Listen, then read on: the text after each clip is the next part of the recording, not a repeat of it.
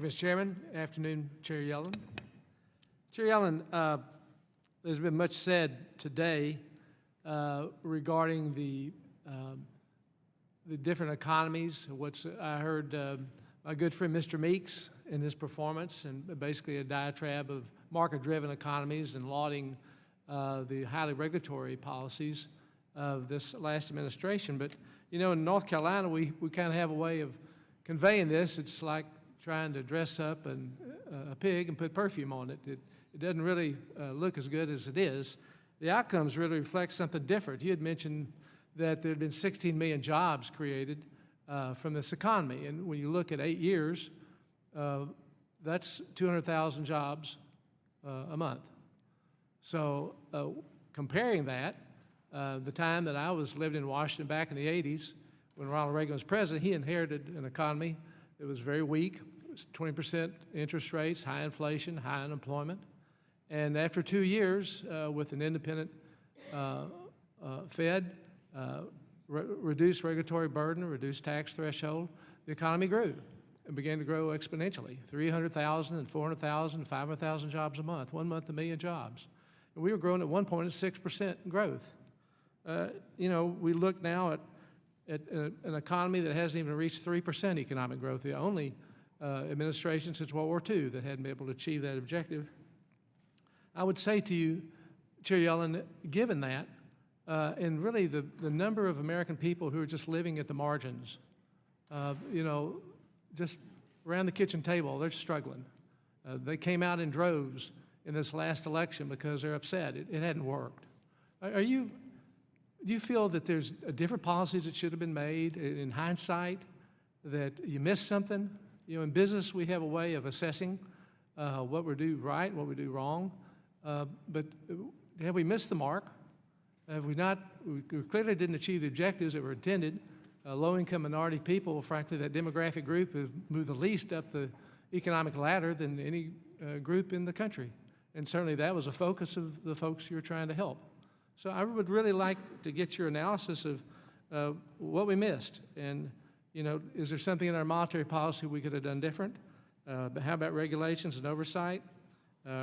What would you do different today if you'd given the chance?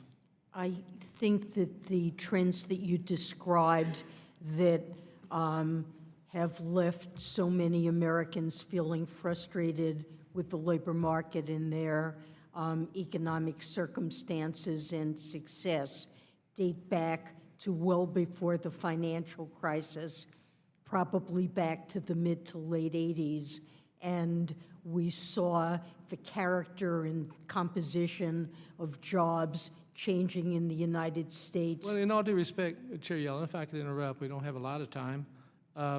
You know, this recession, the president, he was only in recession 2 months out of his 32 months. So, I mean, he had a chance, and these policies had a chance, and yet they didn't work. So I'd like to ask you a couple other things, though.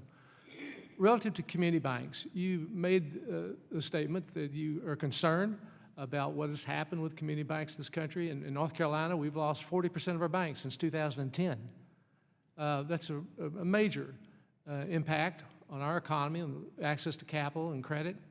Do you believe that there should have been or should be today? Would you advise us to reduce the regulatory burden on these community banks?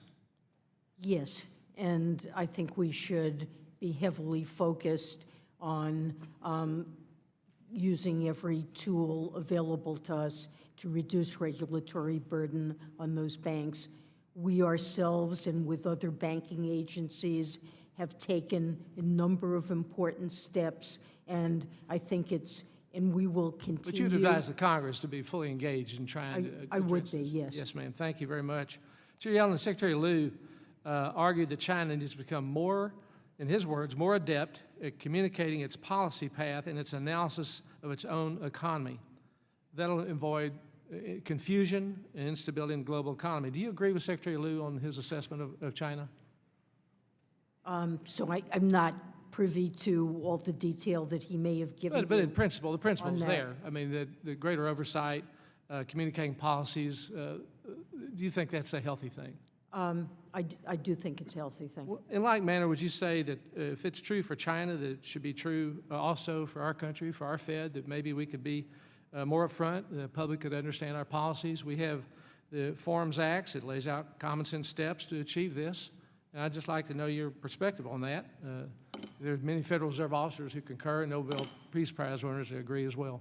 Transparency is an important objective, and we're always looking for additional steps. I think it's been improved. I think, as you know, I'm not a supporter of the Form Act that would chain the Fed to a simple rule. I think that would result in poor economic performance.